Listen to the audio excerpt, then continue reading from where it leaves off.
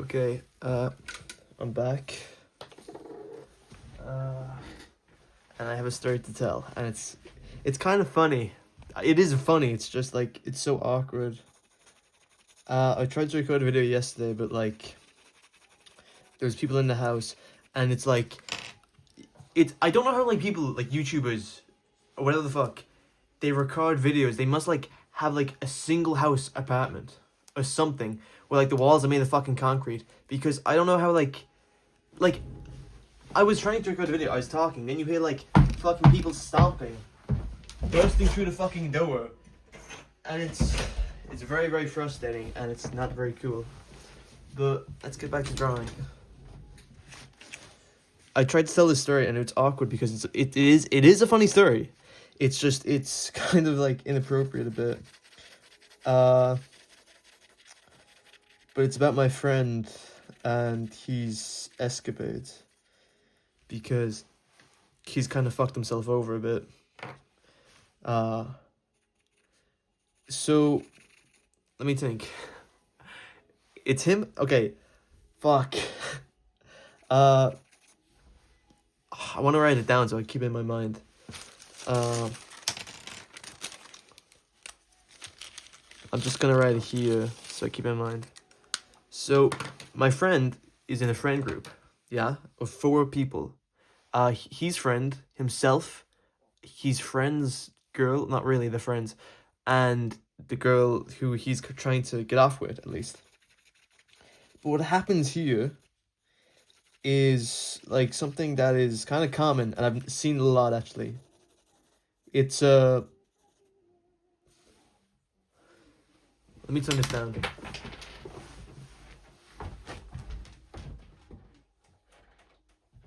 It's okay. Like, when it's a boy and a girl, they want to get together, but they can't. They can't. Why? Because they feel like the friend group will break if they get together, at least admit their feelings. So it's this awkward period of everyone's kind of happy, but not really. So it makes everyone feel unhappy, not good feelings. And they go on dates, like lonesome dates, but they don't call it a date because they don't want to call it something, call it a label. This happens, it goes on and off. They kind of live far away, so they can't really do much about it. But it goes to the point where it just turns into this, give me a sec.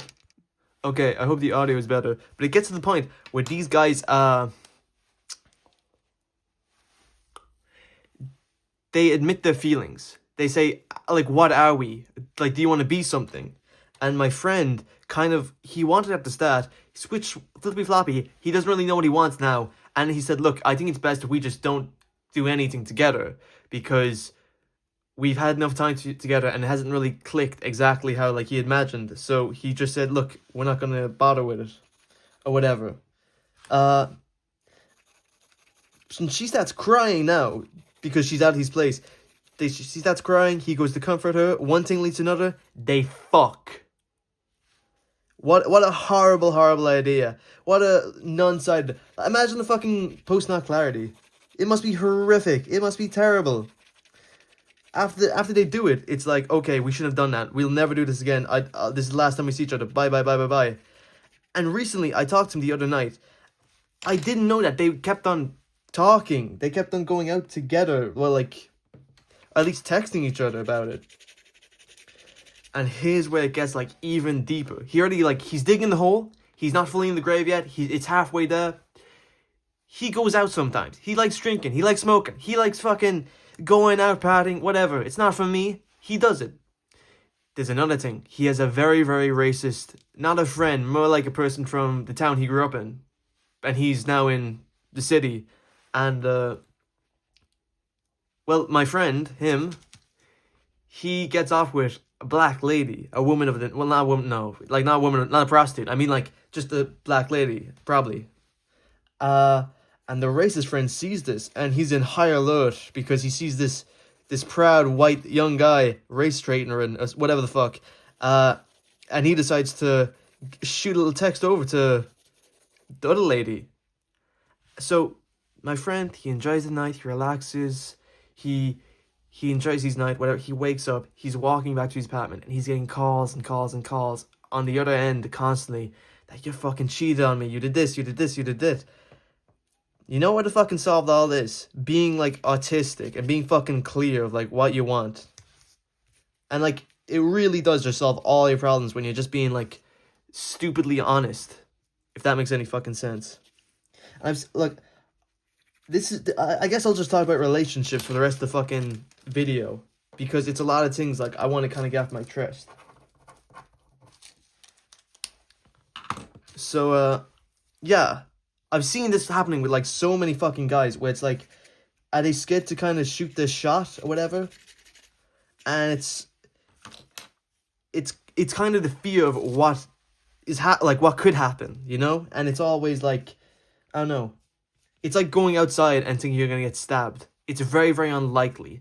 But it's the fear, it's that 1% chance where you could lose your life, where you're just not gonna fucking take it.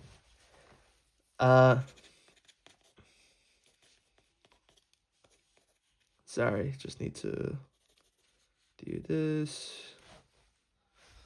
I'm happy.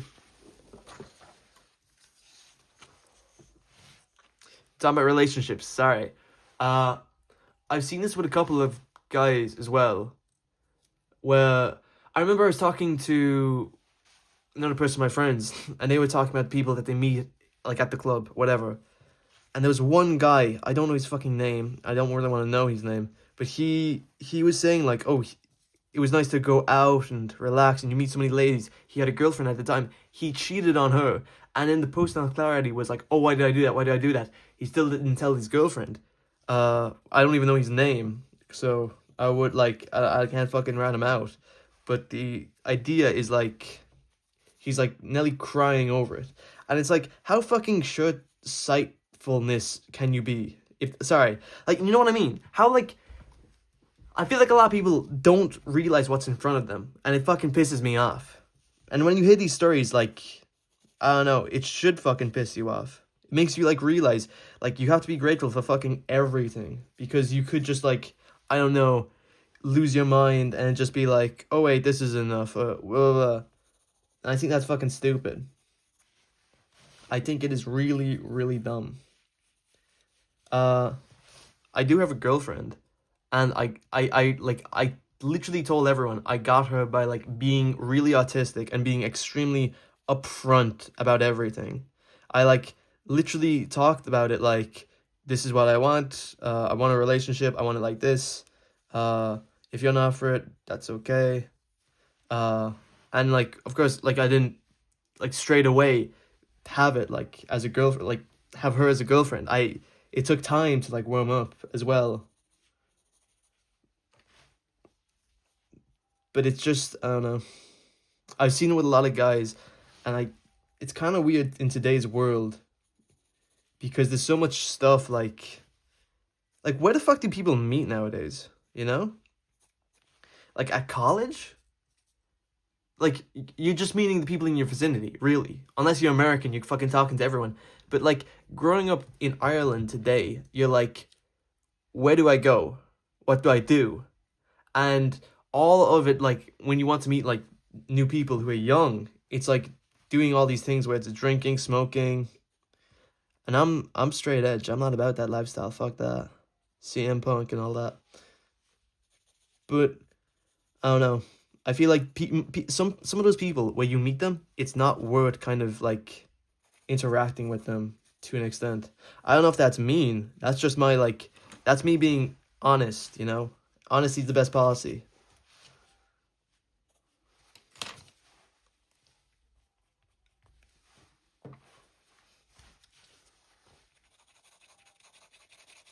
I remember like some people literally do like have blackmail on their relationship, it feels. Like there's people I know today who are still together. They've been together since like they were 12, and now like we're 20, 21, like 9, 8 years. And that's okay. But like the way that they like treat each other is like kind of it's kind of creepy. It's kind of scary. And hey, some people in a relationship, it's like they get on like Ghislaine and Maxwell, like Jeffrey Epstein and Maxwell. Like they just click.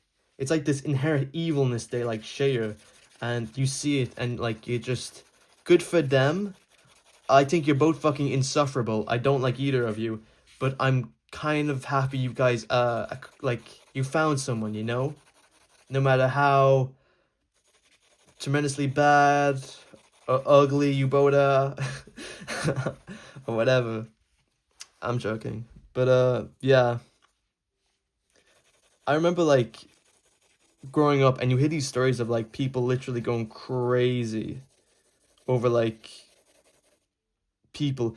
There was this one girl from my town and she was in a relationship with a boy for the longest time. I think it was like first year over here, which is like when you're 12. And they were in a relationship until like they left college. And she had to like move schools a couple of times because she was getting bullied really fucking, well, not bullied, but she was being a prick and people didn't like that she was being a prick. And because of that, like, she was kind of forced to leave, you know? But yeah, and what I mean by being a prick is like, she, like, her dad left her during this time, which is weird. You stay with your kid for like how many years and you decide, okay, now's the time I leave. It's kind of strange. I don't see the vision. I don't see the maybe he died. Maybe. Not cool if he died. Not cool. But like, anyway, she has all these problems and issues and she's taking them out and everyone like beside her. And there was times where like you would hear stories about her going around punching like random men on the street who were drunk in the middle of town. There was one time she choked another guy. I think that's how the story went. These are pretty much all rumors. I don't really go out. I don't really know like the full story of it, or the context. But I can see the actions, and like if I think the actions is kind of stupid, I'm gonna fucking say it's kind of, I don't know. You can judge a person by how they like talk and speak, but you like when the actions speak louder than words. That's what I'm trying to say. That's what I'm trying to get across. Kind of annoying for me to say it though, because I don't know. I'm more of a talker, I guess.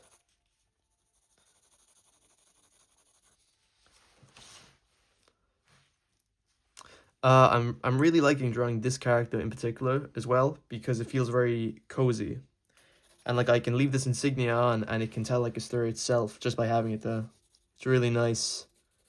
But yeah, I think in the next section, the next video, I'll talk about like characters more so because I really the story's really coming together basically, and I'm very happy about it. But yeah, I'm not even done. Okay, there's another couple who are throughout like school, and we have these things called like Debs or like fuck. It's like the ball at the end of the year, you know? It's like homecoming, whatever the fuck. For like the end of college, and basically, this look people are fucking evil. People are fucking evil. Uh, they got the boy. They got him to be like the man of the Debs or whatever the fuck, and the lady was replaced with another woman. So that's fucking horrific. That's horrible.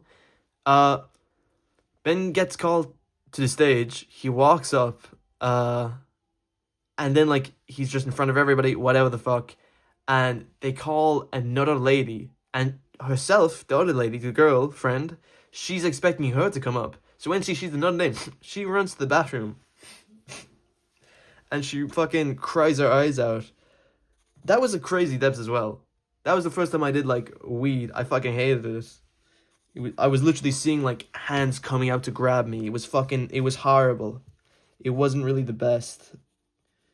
Uh, that kind of started the straight edge journey, to be honest, because it was really fucking bad. There was a lot of things happening at that time with like my uncle passing and all that, because of the fucking drinking. But like, I don't know. Makes it think. Makes it think. Uh, okay. What else can I fucking talk about? What else?